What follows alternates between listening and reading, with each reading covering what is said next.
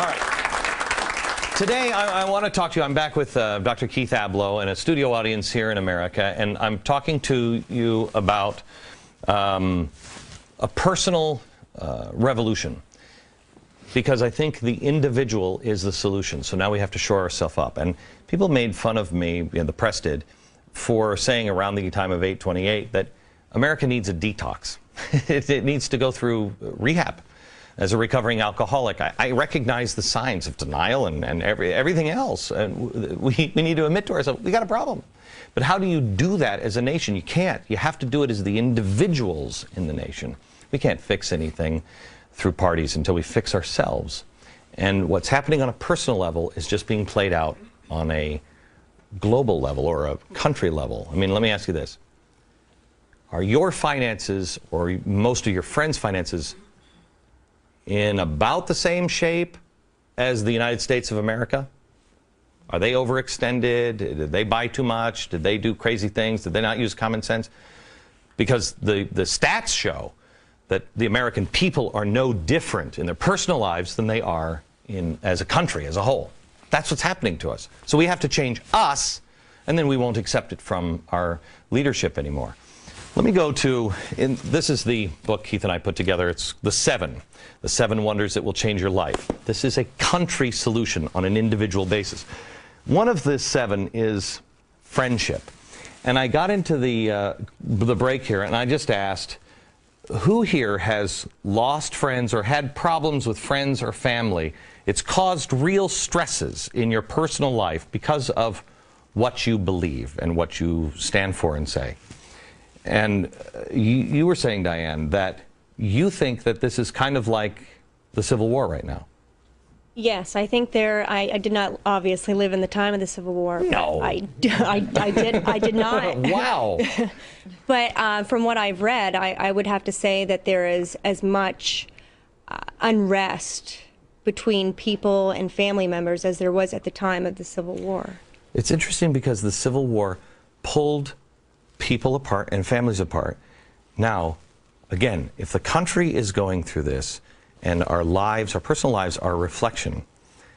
Keith, as a guy who is a recovering alcoholic, and my best friend and my wife are here in the audience, my friends changed. And there was almost a fight in my friend circle from my bad friends of no, wanting to hold me there. Does that make sense? It does, absolutely. Look, if you use the individual as a metaphor for the country or the country as a metaphor for the individual, it takes courage, but it also takes friendship in order to tell someone the tough truths. And I know that Pat was there for you. He wasn't jollying you along. He was saying, man, you're bankrupt spiritually, but by the way, I love you and I'm here for you. Yeah. Why, man? What? This is an incredible. What about him led you to say, I'll hang out and remind him that he's a decent person? You know, there was a lot, I think, that I saw in him that maybe others didn't. It was a little like, you know, he was talking about the brain coral earlier that was muddy and messy, and I think I saw, you know, there was some coral under there. It's, you know, maybe been brain coral broken to away. This guy? He's a little piece of brain coral, and so I just washed him off, right? Put him in some bleach, and, and it'll all be good. Yeah, but the thing, though, Pat, is I was split and had you, and you were really one of the few, and then I had a lot of other friends who were living the same kind of life that I was. Mm-hmm. And this is what I think is happening to us politically. Is that a lot of our friends are saying, no, you don't want to be one of those crazy people. You don't want to be that. You don't know, that's crazy. And they're holding you down. And yet they haven't really, truly looked at their own problems. Who in the audience would say that's accurate with your friends that are disagreeing with you? What is your name? I'm sorry? Judy. Go ahead, Judy. Yes. Well, it's just that it's very difficult because they don't want to hear it and they don't want to understand it and they don't want to discuss it, and it's very frustrating. Right, but they're not doing anything about it. They're not engaged, right? No. And so, on a personal level, because that's what's happening all around the country, on a personal level, what do you do? I know what I did on the Friends. I lost all of my friends, and I had to stop being with my bad friends because it was leading me, it was enabling me. So what do you do? So if you're interested in restoring yourself, you take a good hard look at how many Pats are around you and how many false friends, and you say, who has really challenged me? And who has told me, don't worry, there's no pain in store for you? One of the things a real friend will do is say, look, it's going to be tough. If you've got a detox, whether it's as a country or an individual, there's pain. There's real pain waiting for you. But guess what? It's okay. Because, number one, you have people around you who support you. Number two, you're a decent person inside and we can see it. Or we love this country and we know its values are strong and can be restored. That's where the faith comes in. There's a plan for you. Anybody who believes that in their heart can be a true friend to you. And Tanya, talking about family, believed it because there's a story that just blew my mind about you. I would be dead if it wasn't for Tanya. Would you agree with that, Pat? No, I think so. Yeah. I'd be dead if it wasn't for Tanya. Because I didn't expect the clouds to open up when I had courage and said, okay, I want to change. But I thought it would be a little easier than that. I thought, okay, you know, I'm trying to live my life the right way. When are things going to get better? And I think it took 4 years, Pat?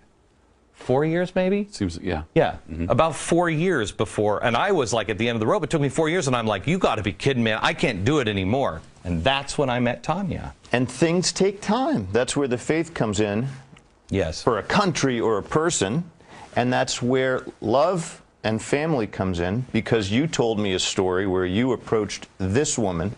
This is how powerful people are in each other's lives. Hang on just a second. I get your wife's approval to tell this. Oh, we'll do it in just a second.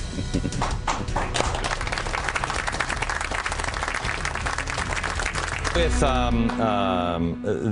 ideas that I ask that you would consider and challenge in your own life.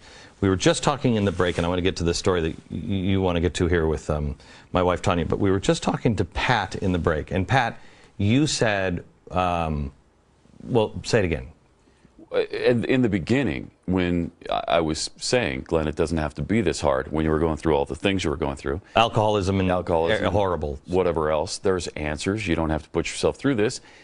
You weren't interested. Right. You just weren't interested. And I'd like to ask you, is it normal for somebody in my position to actually want him to fail a little bit? I wanted him to be wrong. So I wanted him to fail. Is that normal? Sure. Okay. See, Pat, I told you. It's very normal. That really hurt his feelings when I told him that years later, that I actually was hoping he would kind of fail.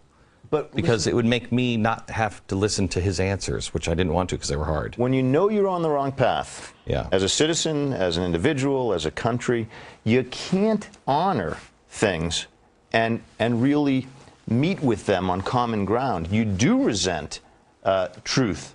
Right. Because you're not living a true life. It's when you finally come down to the nitty-gritty that you can say, wow, this guy's been beside me an awful long time. I have to tell you, does anything that, I mean, whenever you hear anybody stand up and tell the truth and you see how they're pilloried in public, is it beginning to make, I mean, because it's dawning on me now as I'm tying the personal experience that I've had and now other experience. Right. In many ways, I'm you. You know, when people are like, he's wrong, he's bad, and I didn't ever say that I'll admit to, but you know, I wanted you in a way to fail so I didn't have to face the truth that he was saying. And what's amazing is he was telling me before I really had real problems. You were telling me this way before, right? And he took a risk. You could have said, you're out of my life. Right.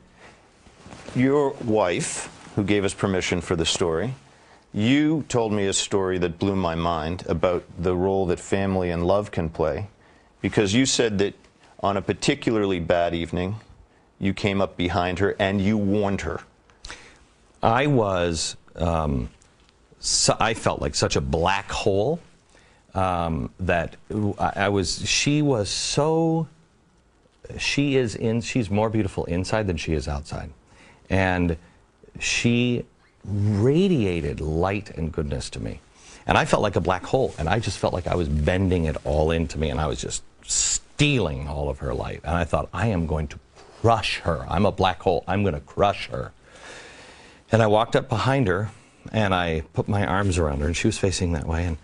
And I said, I felt like I had to tell her. And I said, because I could feel her goodness. And I said, I have to know I am stealing light from you. And without hesitation, and you don't even really remember this, do you? You kind of do. It was the moment that I was like, oh my gosh, I have to marry this woman.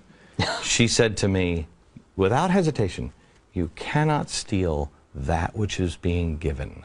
And I was like, wow, who are you, you alien life form? Yes, an alien life form. But what did it do? It restored some confidence deep inside you that you're lovable. A question you had carried with you since you lost your mother. You were the object. Here's the problem, America. I don't believe in all this mumbo jumbo. It's all your family and your childhood and all this crap. Here's the thing I believe in. Get over it. Get over it. But it takes all of this to quote unquote get over it. And what she did for you is she restored a flicker of light inside you to say, you're worthwhile. She was a lamppost that you could at least hold on to and say, oh my gosh, these two were tethers that would help me through. Back in just a second.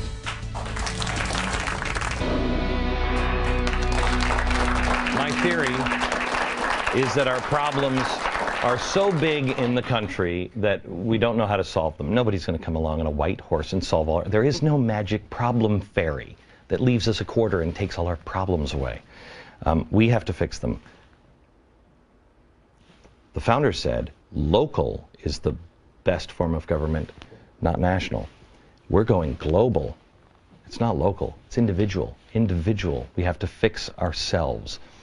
That's why Keith and I have worked on the 7 that you can find more information out about glennbeck.com. Jack, before we go, you were saying?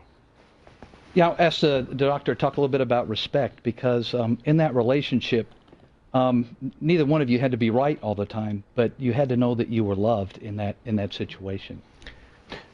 Yeah. I mean, he knew he was right, and that really pissed me off. But you respected, well, you say. Well, yeah, I think there was mutual respect. You know, right. Even though you were struggling, you still what you weren't was patient in those days. And I think that's what came out with many others. That is the nicest way of saying you were a big fat jerk I think I've ever heard.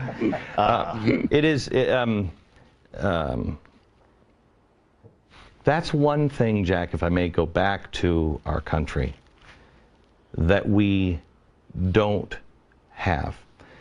I have never said that I never called for Van Jones to be fired.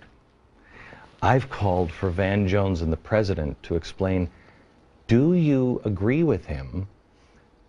Did you know he was a communist? How did he get there? And if you do agree with him, why? What is your fundamental transformation? That's a respect. I respect you being a communist, Van Jones.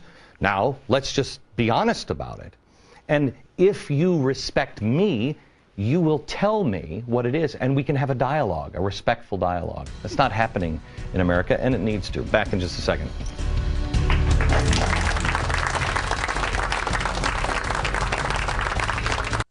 I ask you to challenge everything you believe in, everything I say this year. 7 wonders that will change your life? No, that will change your country. Find out more at glennbeck.com, and we'll see you back here. From New York, good night, America.